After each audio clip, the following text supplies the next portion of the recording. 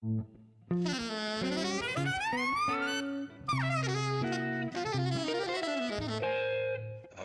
Jazz.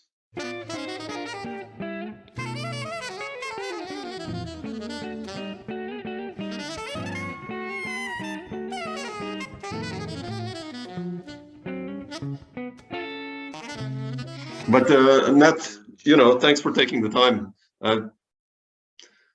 I bought the first records of you like mid-90s already. Those bands with Thomas Chapin and Jerome and all those guys. I love that band. And oh, double band. Yeah, yeah. I feel double band. I'm very proud of those records, but I feel like people don't really know about that band. Partly because the label was not the most effective label. And, that's why I want to talk about them also later. Because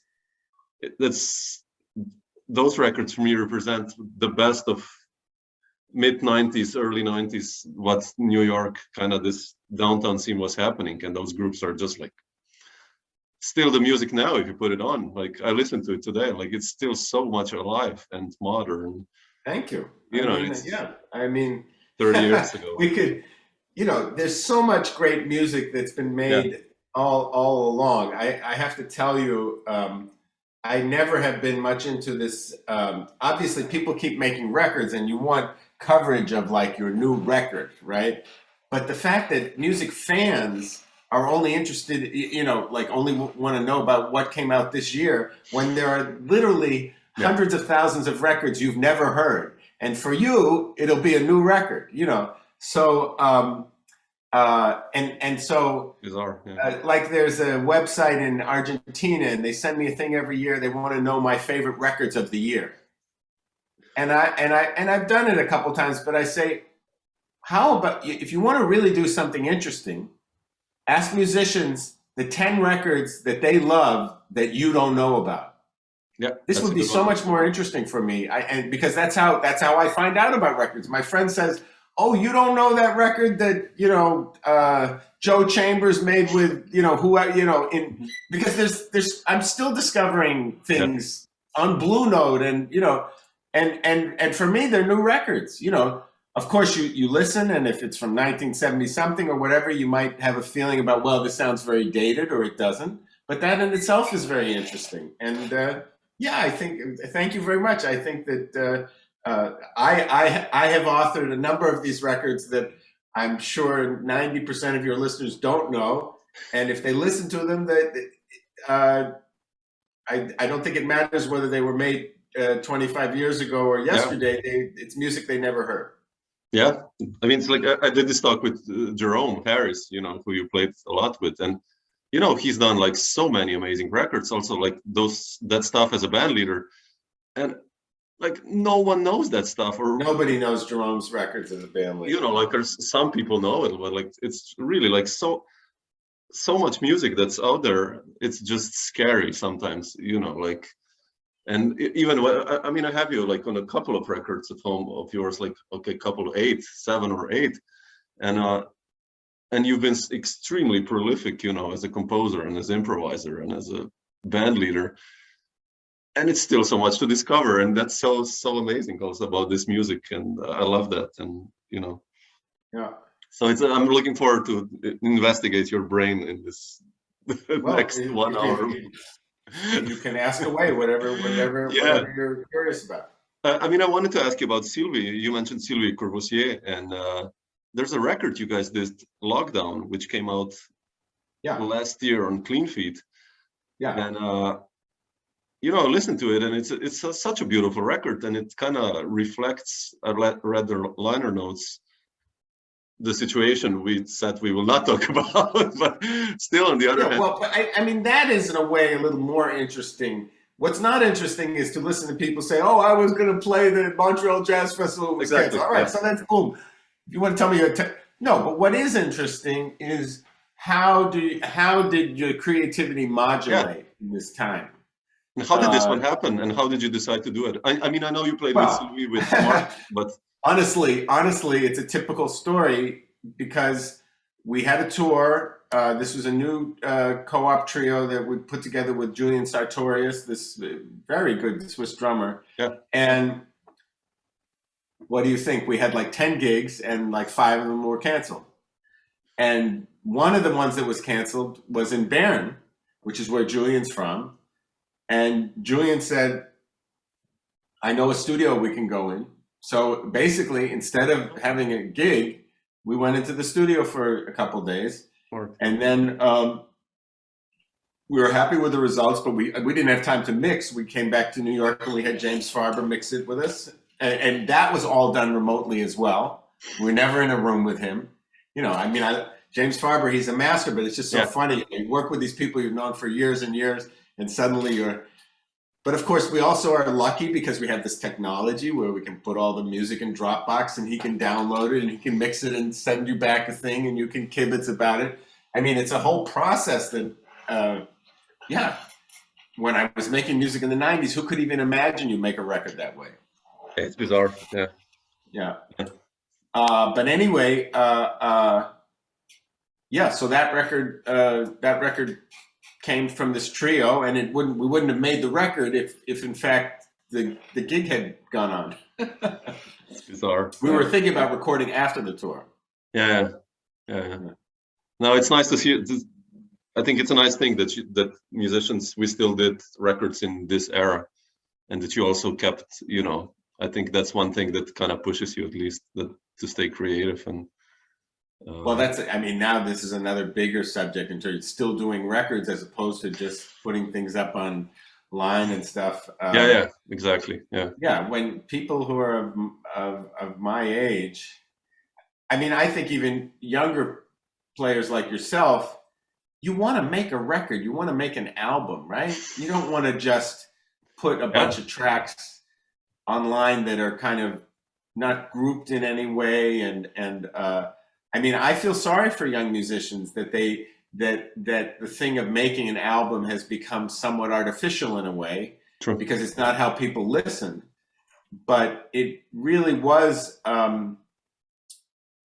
for 50, 60 years, you know, from the time of 78, once you had the long playing record, you know, you had this thing of grouping music and trying to make a statement with a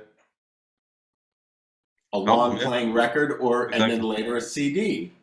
And yes, it's literally the word album as we think of album, whether it be an album of photographs or an album of, you know, it's a group of work. It's a story. And the fact now that music is consumed 95% just as single pieces.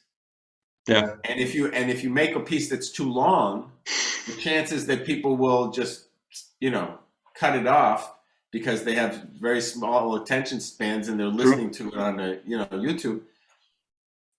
The chance to really have your music heard at all in a way that you control in terms of the recorded medium is so much lower now than it was when I was coming up, and that's really a huge loss.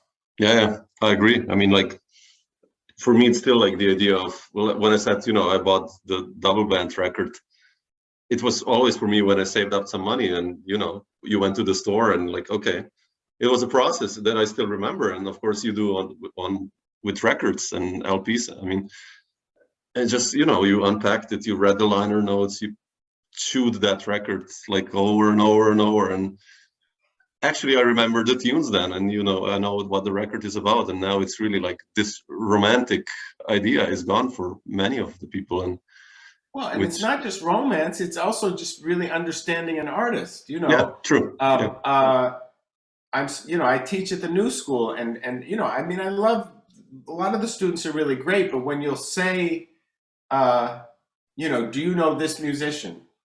And they go, oh yeah, I heard him with such and such, you know. I mean, the other day I was talking about, we were doing All the Things You Are. And I say, so you must know Lee Konitz, you know, like one kid in the class knows Lee Konitz.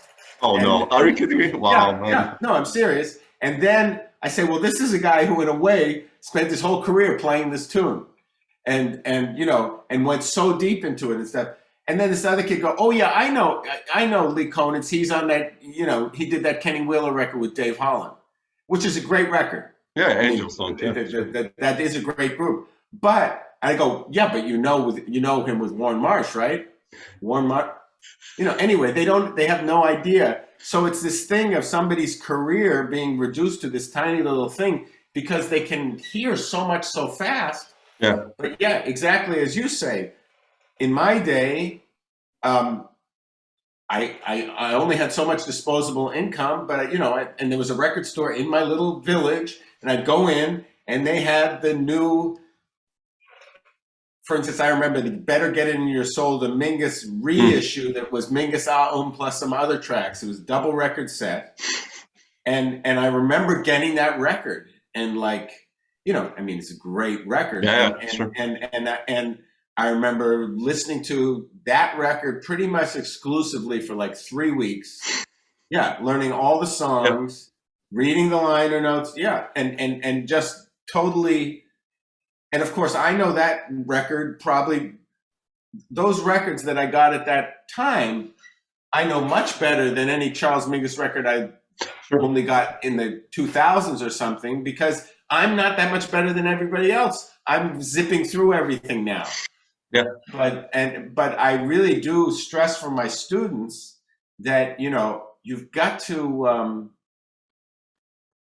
find some rabbit holes, I'm not saying you have to go down every rabbit hole, but musicians, if you want to play music that has some depth, you have to go deep into whatever.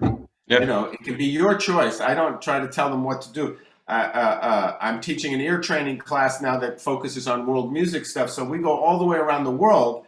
But I say, look, this class, you're gonna hear a little bit of a whole lot of stuff, but it's. What I want to show you is where the rabbit holes are, so you can decide which one you jump down. Yeah. Find the stuff that because any one of these things can be a whole study. Yeah, sure. Year out of your life. Yeah.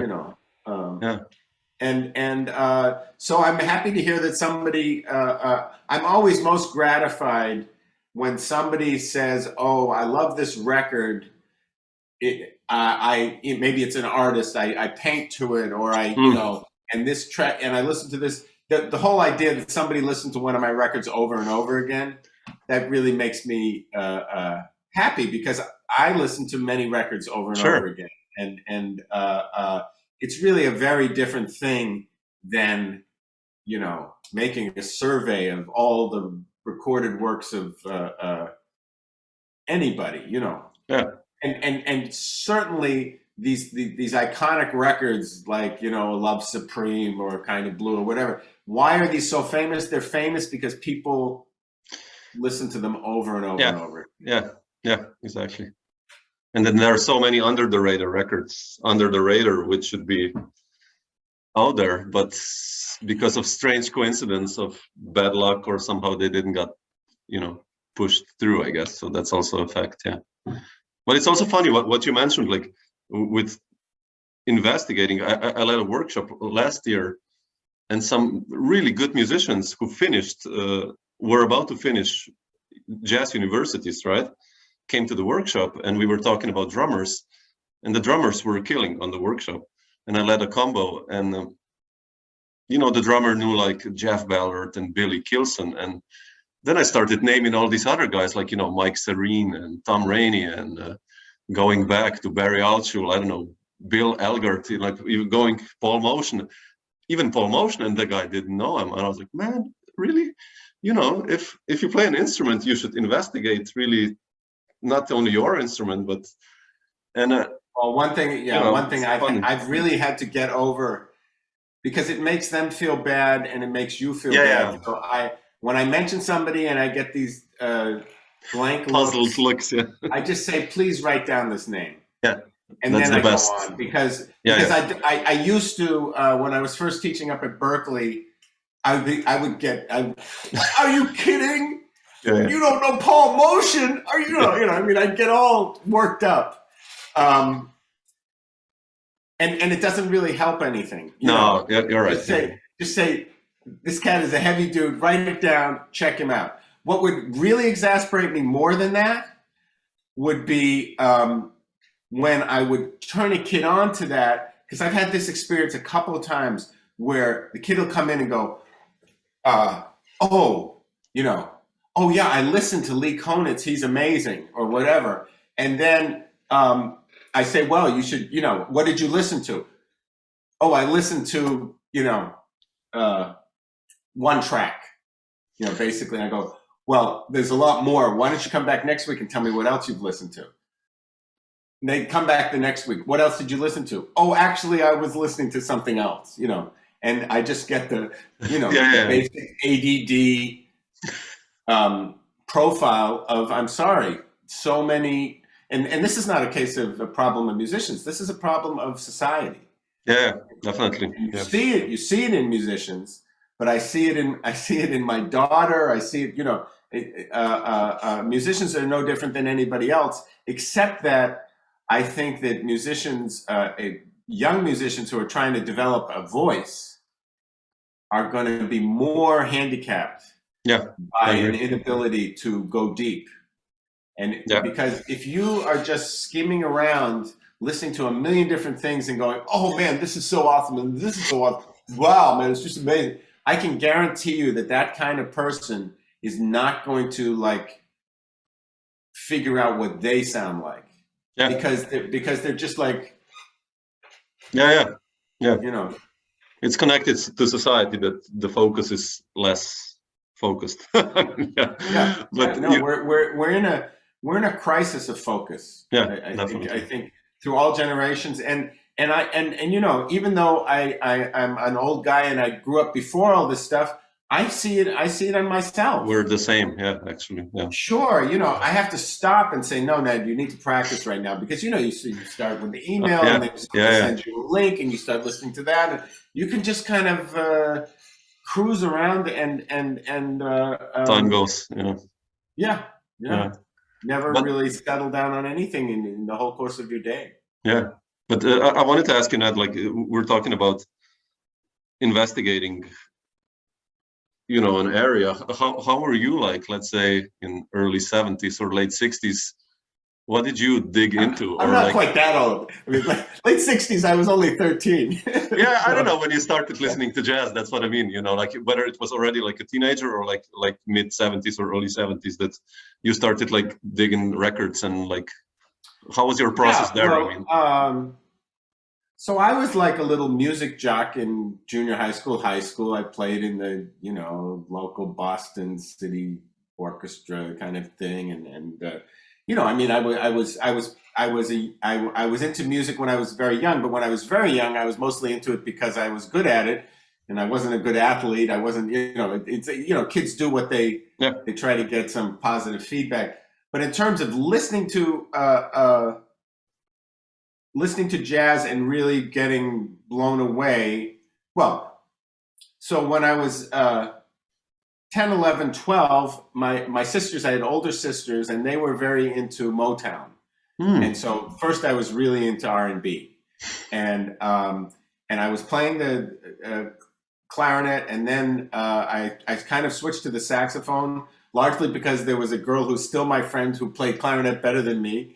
And so I switched to the saxophone, and then, I'll tell you a funny story. When I think I was about 13 or 14, and I had an older sister who was 6 years older than me, and she had a lot of boyfriends from time to time, but she happened to have one from the New England Conservatory, and I remember his name was David, and I've tried to figure out who this guy is later, because of course he could be somebody I even work with.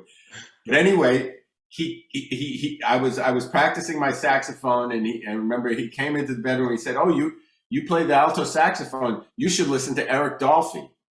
And I had no idea. And I said, "Okay, can you have a record?" And he said, "I'll bring you a record." And a couple of days later, he comes back and he gives me Point of Departure by Andrew Hill. Yeah. Wow. But I'm like 13. Oh, that's early. Yeah. And I put it on, and I was like, it was too much for me. I really couldn't get it. Anyway, I put it kind of behind some other records, and didn't think too much. Kept playing in the bands and all the other kind. Kept listening to R&B and various, the Beatles, whatever. Yeah, sure. Yeah. Anyway, a couple years later, I buy my first, I buy the Sonny Rollins double record set on Prestige, which had most of the cuts from Saxophone Colossus. At this point, all Prestige was reissuing everything in these kind of, it was like a red record with a picture of him. It's funny, it was a picture of him with the mohawk, even though that was much later than the period of these recordings. Anyway, I bought that record, and I bought the Best of John Coltrane on Atlantic. Because I was of an age where actually the first records I bought, a lot of them were compilations. I didn't buy the 50s. Yeah. Anyway, those were the first two records that I would just went totally nuts. And then the next week I bought Twins by Ornette Coleman, which was difficult, but I loved it, and I loved his sound. Yeah. And then anyway, I started buying records, but it was funny because a few months later, I'm going through my records and I find Point of Departure. It's like 4 years later, and I put it on, and it was like, one of those, still one of my favorite records, Yeah, it's incredible. But anyway, so I was a huge, from there on, I got into more into contemporary classical music, and I remember around that time I got the record with Tashi playing the Quartet for the End of Time, and you have these. There's at least 50 or 60 of these seminal records that when I bought them, I just. That's so funny. Yeah, I love this. That's such a moment. For everyone. Yeah, no, and I had and so every once in a while, I'm not saying there's been a lot of cases, but I was talking with this. I've had a lot of people come for like one lesson, 2 lessons, but one young professional from Europe came and he told me that the intervals record the solo record I did. Mm-hmm. He said this was like a record like that for him. And that's really very gratifying. Yeah. You mentioned solo playing, and I wanted to ask you about how did you decide? Your first records as a band leader are more or less solo. Yeah. So what's the story? Then later, of course, you led numerous groups, but still doing solo, of course, throughout the time. But how did you decide to? Yeah, no, I've always done a lot of solo stuff. How did this story begin with solo playing? Actually, in a way, out of necessity, because so I came to New York after I finished Oberlin, mm-hmm. and I was with we had a trio. Do you know who Bob Ostertag is? Yeah, sure. Yeah, with Bob Ostertag and Jim Katzen. This was a trio called Fall Mountain, and we had some for 3 20-year-olds. We had some nice success. Robert Fripp came to a gig and said something very nice in the Soho Weekly News about us, and then we went to Europe 2 or 3 times. Already? This was around 1980, 81. Oh wow, man! And who was booking the gigs? You guys did the tours together? We did it by ourselves. Yeah, Really? We asked a musician, and we get a contact, and I still know some of the people we played for back then. How did that work? Rice in Ghent, Belgium, who had a series in the Palais de Beaux-Arts, and Ub van Riel, who was at the Bimhaus for years. Yeah, sure. And it was these and I had done an apprenticeship my junior year at Oberlin in New York with Joan LaBarbera, mm-hmm. who was living with Bruce Ditmas, who was a drummer with Gil Evans and stuff, and I got some contacts from them, and you did what you did. But what happened with Fall Mountain was, we broke up, but really not by our own choice. Jim had a stroke, the violinist. He had a stroke at age 24, 25. Oh, shit. And then Bob was very involved in politics at this time. Yeah. And he went off to El Salvador to save El Salvador, which, I was right on. So suddenly I was kind of all alone. And at the same time, I I went to I'd been working on some, even in the Fall Mountain concerts, we would each play little solos. So I mean, I was working on that, and I was very influenced by working with electronics. And Fall Mountain was a funny group because we were all doing lots of weird sounds and stuff. And we would finish a concert and people say, "Wow, that synthesizer player is incredible. What were you and the violinist doing?" Because I think they thought Bob was making all the sound, but it wasn't true. Anyway, so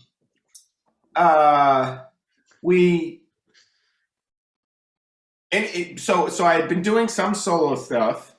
Another incredibly important thing was that when I went over to before I came to New York, I did this tour in Europe with Anthony Braxton. I wanted to ask you about that. Yeah, I love that record. That was great. He came to Oberlin and he took 5 of us on this tour. And was it like an audition or something? I'm sorry? Was it like an audition? Like how did you get into that? Well, he not audition per se, but he came to Oberlin. He had a 1-week residency, and he had a bunch of music, and he had a bunch of Wendell Logan, who was our professor there, and this was before Oberlin had a jazz major or anything. But basically, he brought in a bunch of kids to play, and we all played Braxton's music, and he just picked people who could play and he took Bob and me and a trombone player, James Russa, and Mike Mossman, who's the Latin jazz trumpet player and arranger, and Rob Howard, who is, I believe, a classical trumpet player now, on this tour. So 5 of the people on that. And there's a record on Hat Art of that. Yeah, I love that record. The Creative Orchestra. Yeah, beautiful record. Yeah, well, it's the same. Anyway, so I'm flopping around. Sorry, I disturbed you. Yeah. But then after the tour was over, we moved to New York, and we had this trio, and we were playing around in little loft spaces. Oh, but I was also going to say, we were talking about solo stuff. On the tour with Braxton, I met Evan Parker, and Kenny Wheeler was in our band, but we played the Mers Festival. And, in terms of, we talk about records that changed your life, in terms of a set that changed my life, there was a quartet with Kenny Wheeler, Evan, Paul Litton, and Barry Guy. Yeah. Oh, and I was just like, and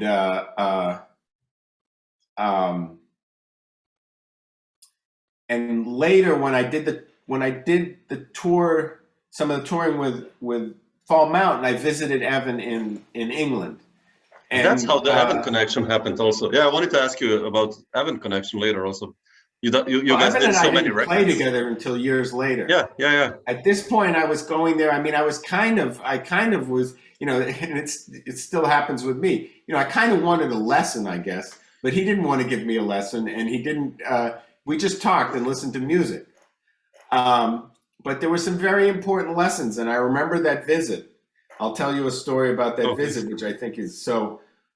Well, now I'm trying to remember. Was that visit before or after I heard him? I met him on the tour in Europe, and then went back to New York. And then I think before I visited him, he came to New York and played solo at Environ. Wow! Yet another of these loft spaces. Yeah. But it was around the corner from my place, and this concert was like, it showed me that there were a bunch of things that I'd been hearing that were possible, and I was already circular breathing and doing some things that related to what he did, except to hear somebody really have a whole music based on it. So I think after that I went and visited him.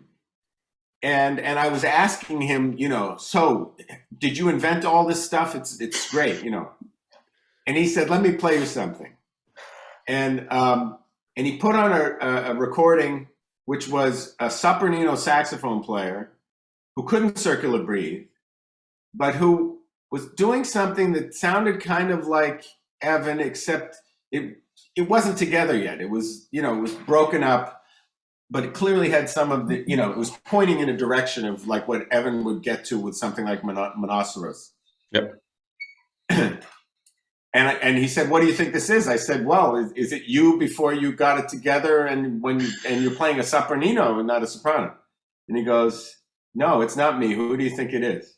So first, I should ask you who you have an idea who it was?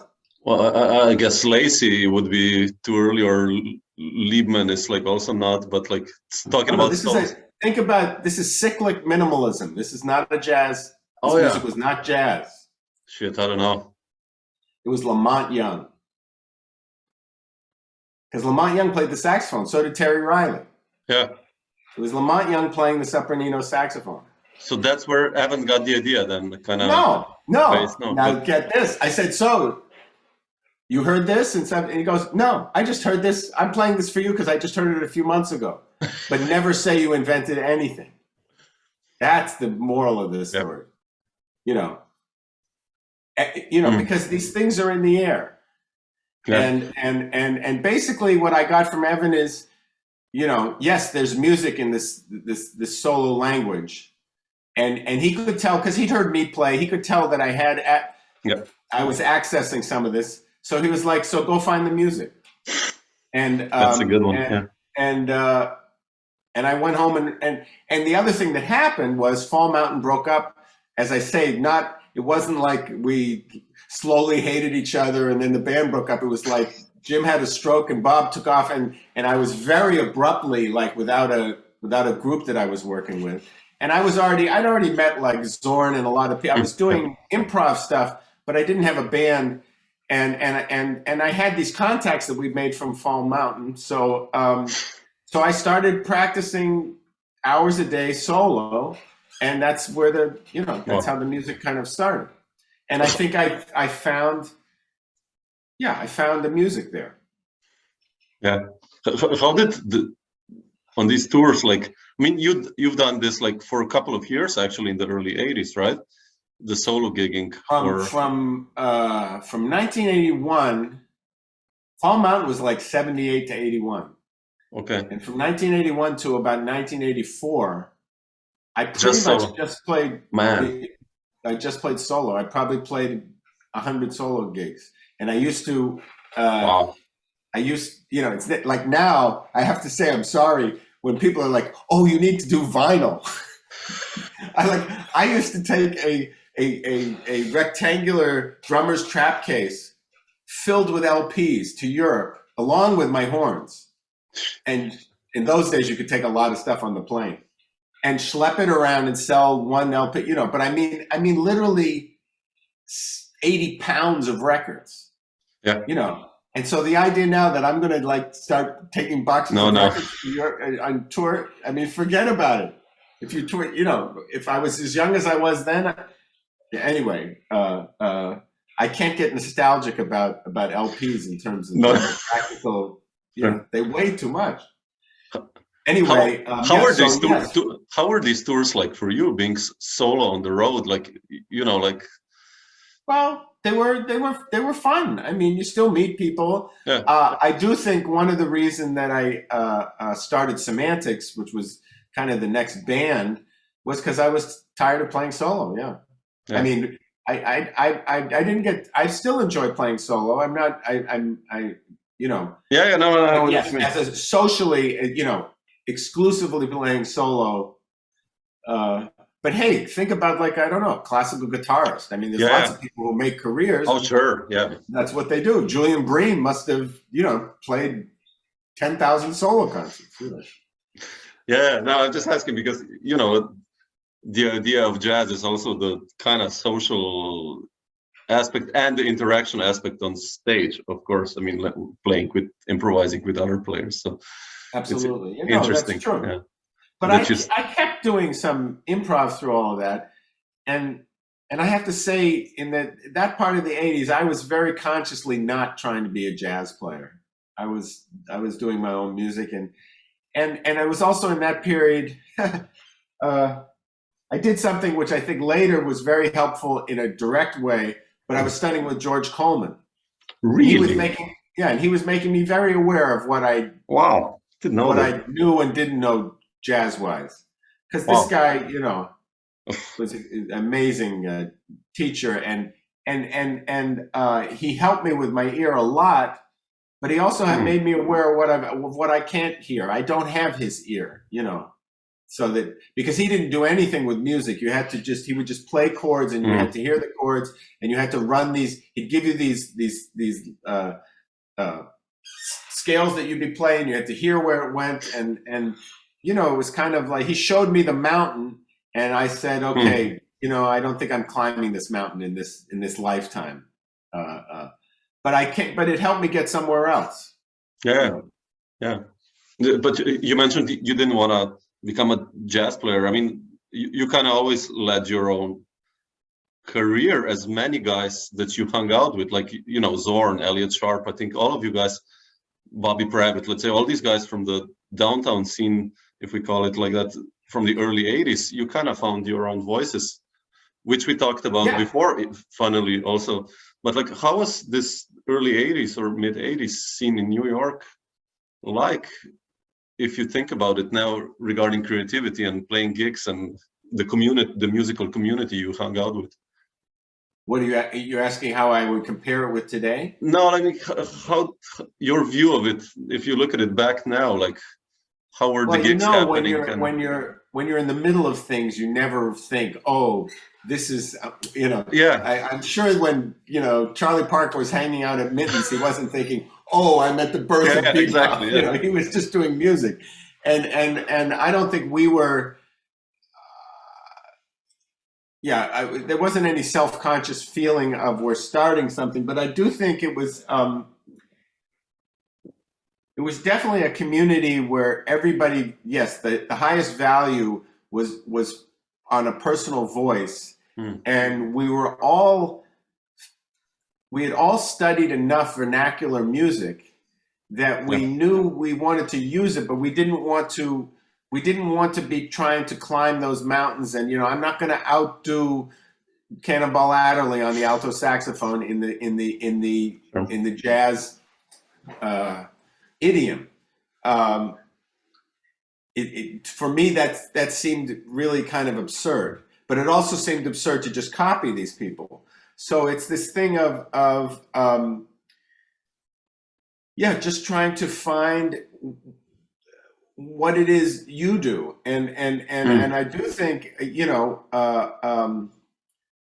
it helped me get to a place where, you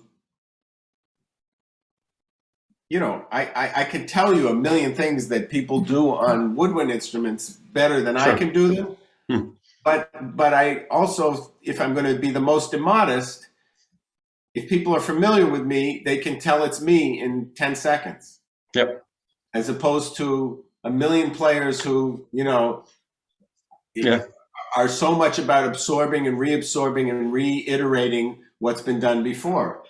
And so sometimes I have to say, it's, you know, even, you know, when I hear things that I haven't heard for years and it's me, but, you know, like, I'm not even happy with it. You know, I'm even irritated that I know it's me so fast, you know, because, you know, sometimes I wish it did sound like Cannonball Adderley.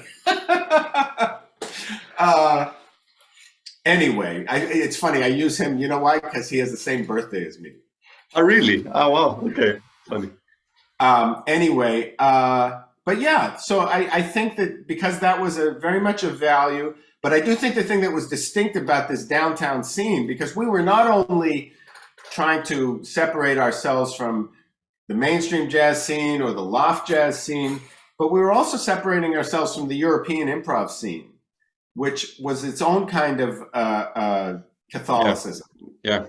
Because, I mean, as much as I love Evan and Derek and the Dutch players and the German players, they were very self-conscious about turning their backs on idiomatic music. We're not going to play a beat. We're not going to play any pitches you can tell. We're not going to play any chords you know the chords are. We're not going to, you know, we're going to play something. Well, the dream was what Derek put in improvisation, his book, that he was going to that he did non-idiomatic improvisation. Do you remember this? Yeah. That was, and he changed it actually in the second edition because I think he began to realize that it was so absurd because exactly nothing is more idiomatic than a Derek Bailey guitar player, right? Sure. Yeah, definitely. But he had this idea. We can look at all this improvisation, and the Indians they're playing raga, and the jazz players they're playing jazz, the flamencos, but I'm playing no kind of music. Even with the negative definition, it becomes an idiom. Yeah. And I think the distinct thing about us New York people was that we didn't want to throw away all the music we had studied. We just wanted to try to make it grist for the mill, And even though, for instance, like Zorn and I are very different in terms of the kind of way we organize music, we're similar in that we're using all this different kinds of things that sound like a million different kinds of music. He does it in very much a collage and jump cut kind of way, and I'm much more of a process guy. But in any case, we were trying to be inclusive. Yeah, that's nice, good, well put. Yeah, I agree. Actually, the European free improvisation scene was completely different. Yeah. Especially, I mean, I played with a lot of those people. Yeah, I know. Yeah. And I have to say, if you're sitting there playing a trio with like John Russell and Roger Turner, you observe some of their rules. I'm not going to sit there and start playing a blues bass line. It would be like, I mean, they'd be horrified and nothing good would happen. No, definitely. Although there were exceptions. There were people like Steve Beresford, and there were some people over there who were also thinking a little on different lines. But so what I enjoyed, I mean, sometimes playing with European musicians, it would be like going home, because frankly, if I went to in New York, I was never much for going to like jazz jam sessions because I always felt like you had to play at a level that was, like I wasn't going to go there. On the other hand, if I was in, home in Boston or something like that, I might play some standards. I can play standards, It's just a matter of what level you're holding yourself to. Yeah, definitely. But you mentioned playing with Europeans, and I wanted to ask you, like, how did then the story with Evan reconnect again, like Monkey Puzzle, and from then on, and how did? Well, we had stayed friends, and I think he appreciated that I didn't bug him to play together. But then Monkey Puzzle actually came up. I think it came around because I was going to England a few times with Sanko Namchilak, who was also recording for Leo Fagan. So I had this whole Russian connection. And Leo was asking me, is there something people I'd like to record with in England? And I said, well, I know who I'd like to record with in England. So basically, after this long period, I said to Evan, Leo wants to do a record, and those were the times when he was still paying something, and Evan had this nice studio, so we made the record. And frankly, I think it was better than we thought it would be. And, it's beautiful. And people wanted, you make a record, and then some people want some concerts, and then we did some tours, and the rest is history. Yeah, then you did Moments Energy and other stuff with him also, right? So much. Yeah. Well, there's three completely duo records. Yeah. There's one which is mostly a duo and trio with Paolo Angeli, which is from the Appleby Festival, and then I played in his electroacoustic. I think I'm on 3 or 4 of those with various. I love those records. Smaller to larger groups. Yeah. But I wanted to ask you, like I mentioned already before, the double band. How did the idea for that group happen? And like I said, it represents for me the best sound of the early 90s of it sounds so New Yorkish in a way. In a yeah, I mean, double most band positive sense, if you know what I mean. But like, how did double the story? band came out of a very particular compositional obsession that I had, which was polymetric lines. And so there's all these things in that music where basically it's a double trio. Yeah. And the two basses and the two bands are playing similar lines in two different meters. Sometimes it's 7 versus 8, sometimes it's 13 versus 14. And the only way this stuff will read is if you have matched instruments. So I mean, you've listened to it, so you probably know what I'm. Yeah. If you have, like, on this first record, you have this beep da beep da beep da don gong but the other band is going beep ba. It's this exactly the same line with one more beat, and then you put them together and slowly, yeah. And a lot of the music was based around various. It was pretty obsessional, honestly. I was obsessed with this, and so I wrote all these pieces where there's there's other things going on, but there's almost always one of these polymetric relationships going on. And that band, it had a life about 10 years. And it was so long, yeah. Well, yeah, 3 records, a bunch of tours.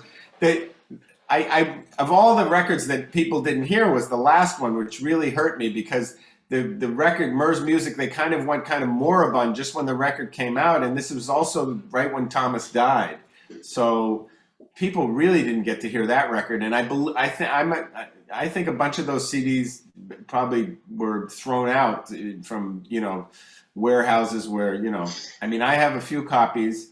And it's one of those things where, I sold some of the publishing, so it's not really legal for me to bootleg them myself, but I'm almost ready to do it at this point.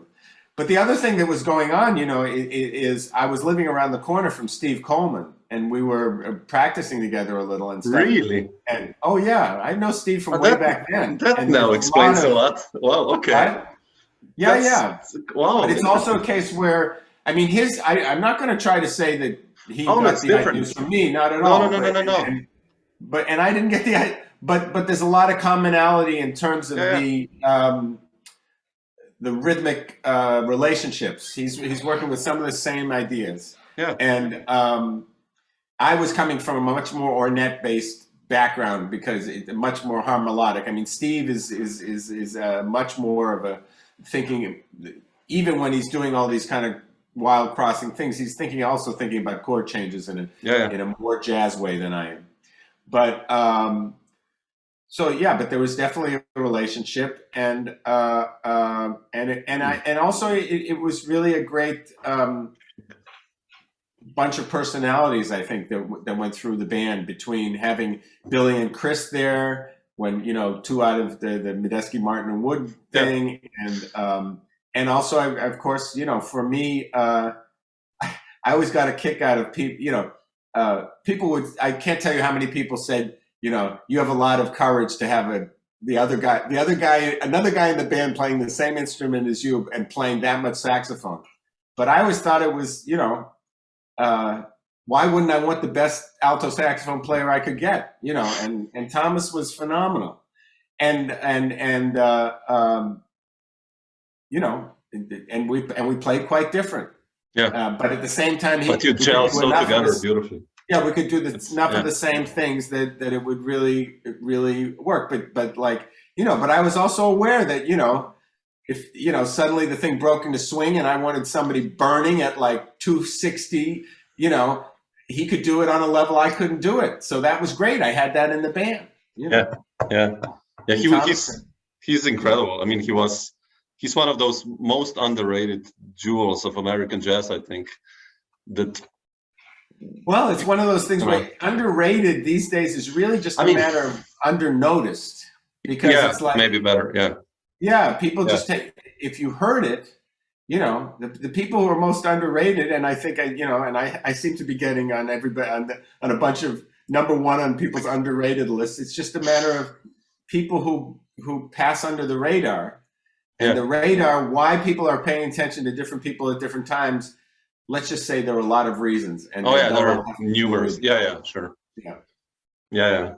No, but I mean, like those records. That's why I love them so much, because they're like such energy, and you guys blend so beautifully together. Really, it's like I love that Thank group you. so much. Thank you. But otherwise, I wanted to And ask you, like, Jerome, I know you're a guitar player. yeah, I mean, man, I saw Jerome live. People know Jerome is like this jazz guitar player, but Jerome plays some pretty rockin' solo guitar solos on those double band records that like could be Sonny Chirac, right? Yeah, man, he played with Sonny, and with all those, Yeah, but even with Sonny, he's still sounding more like a jazz guitar Jazz, player. yeah. If you listen to he's burning.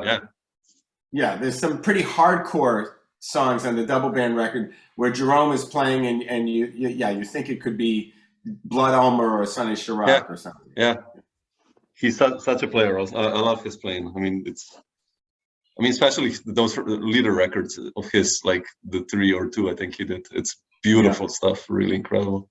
Yeah, but now I wanted to ask you, like, otherwise, how did you decide where to go musically? Like, let's say Sync Group was then some completely different story in a way, or how do you decide even now in your career where do you want to go? How does the story lead you? I've always had this interest in other cultures, and so I spent a lot of time in Japan, and I learned the shakuhachi with these great masters, and then I had a chance to play with Samir Chatterjee, this great tabla player. So I mean, Sync was pretty much just a chance to play with him. And who did I want to have with it? I wanted to have Jerome, because he plays guitar and bass. And so we did. This group still plays occasionally, but it's kind of 10 or 15 years of that, which was three CDs. I do think that if you ask why, writers will often, they love to say, if they think you're underrated, why is that? And they want you to get angry and say, oh, because nobody paid shit attention to me, and I was, I mean, we can all cry in our beer about this, but I had a lot of great opportunities, and at the same time, I do change the music all the time. I'm not, and as even Miles will show you, you get a lot of shit for doing that. And if you're not as famous as Miles, then the other thing that happens is, you don't beat enough on the same door. You start beating on this door, and then before that door breaks down, you go beating on another door. And maybe, so if I was going to say, well, why didn't I ever get over in this big time thing? I think because I was knocking on too many doors in a musical way, and because I was trying to keep myself interested. Exactly. And also I was always trying to work with the musicians I was interested to work in, because one thing I'm proud of about a lot of the groups I led is they're all groups where everybody gets to sound good. It's not this thing of like, I'm trying to control everything, and you don't really get to understand how everybody plays. I really wanted everybody's personality to come through, and I wanted to give people a chance to play. So, but yeah, I mean, I just followed my interests. I followed all these rabbit holes. They're all rabbit holes. Why are you so interested in 13 versus 14? Why are you interested in the shakuhachi? And why are you interested in playing shakuhachi music on the saxophone? Because that's what I got into. It's like challenge and love. Great musicians are all nerds. Almost by definition. People think of Coltrane as this romantic figure. I was once with this filmmaker, and he's like, oh, John Coltrane, he struggled with so much injustice and so much this and that. I want to make, it would be great. Somebody needs to really make a movie and you know, okay, you know, and they've made the movie and stuff, but what is the movie really? If you, okay, maybe he shoots up, but you know what he does then? He practices for 10 hours. Yeah. I hope you can sell that, you know. Exactly. Because he was just obsessed with these chord tones and these scales and this, how he was going to make this stuff work. And you know, I mean, I'm sorry, he was a nerd. You know, you know, there may have been ladies interested in him, but they didn't sit in that room while he was practicing for 10 hours, you know. So I think interesting musicians they're in these rabbit holes. They come out, and there's ways in which they intersect with the general public, and if they're really brilliant, they drag their listeners into the rabbit hole with them. But it's not a. We're talking about art music now. We're not talking about Prince and. Yeah. Although I even think Prince and Stevie Wonder, they're nerds too. Yeah, I would say so too. They have the advantage that the language that they're dealing with is the language that people know from popular culture. And that's a special kind of genius. I've never been one of these art musicians who resents people like that, because they're geniuses. They speak the common language. And most of us are not speaking the common language. We're speaking a rarefied language that we've developed with each other, and I've never accepted this kind of bitter, you know, anger commercial sure. Dynamic. Because I've never been a big creator on the commercial level, but I've played. I have the skills to play. Oh, sure. On commercial records and play, you know, and I've worked with commercial producers. And I have respect for these. I played with Sting. You know, I mean, I respect these people. Somebody like Sting, he's amazing. You know, and he happens to speak the common language. So more power to him. You know. Yeah. No, I agree completely. But speaking of rabbit holes, what's the next one you're gonna investigate? Let's say if conditions allow, or what are you working on now? Like. Well, it's funny. I've been lately just practicing something based around. It's based around the solo music, but about a certain kind of time sense. I'm really still. I'm in a period, and maybe this is coming out of COVID because it's a good time to just practice. But as much as I've had this, you know, I have this kind of rhythmic. If you say what's the big difference, for instance, in the solo solo music that Evan does versus me, I'm much more into like time, like really having the stuff being on like dance based, as opposed to Evan has this very spiraling kind of, it speeds up, it slows down, and so, you know, I'm really into trying to groove, and which is where maybe I am, you know, have a more commercial set, but at the same time, you know, playing with good time is a lifelong struggle. And one of the things that I've been working on is just the stuff, isolating a bunch of materials and practicing with the metronome on a dotted quarter instead of a quarter. Oh, wow. So that I feel everything as 2 against 3, because what I realized after a long time is all sorts of things that I do that basically, if you listen to them, they always speed up. And it's based around a kind of jazz head, because I mean, there are a lot of great musicians. I mean, the classic thing is the great Miles Quintet, amazing, but compare the BPM at the beginning of a tune. Sure. It always speeds up, right? Sure. Whereas, I guess, you know, you listen to like Al Green, you listen to Clyde Stubblefield, you listen to, you know, and these things where the stuff is like locked like a doom. And so I want to do some solo music that is that locked down, and so I've been just, and the secret what I'm working on is feeling a basic polyrhythmic, the 2 against 3, but not just like Yeah. But feeling the three while you do, if you want to practice and go faster and faster, use the duple. But if you want to,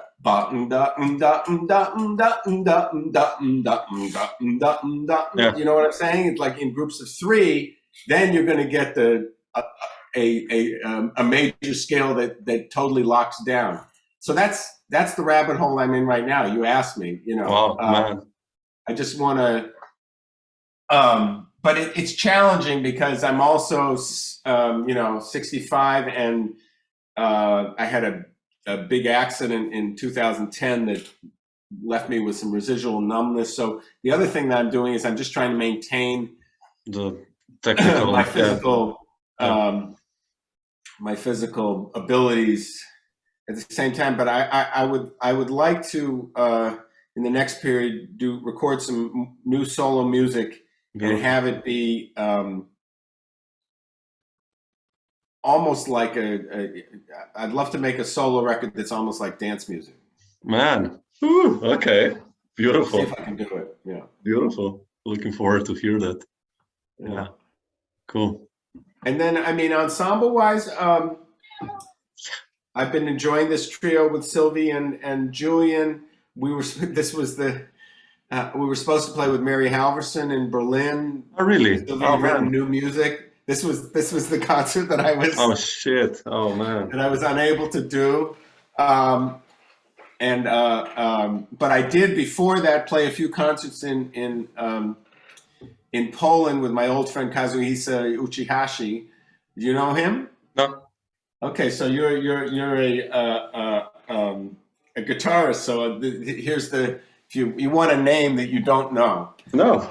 This guy is a monster. Kazuhisa Uchi. You want me to put it in the chat? Yeah, please. Okay. Please. I'll check it out. All right, I'm going to call her back.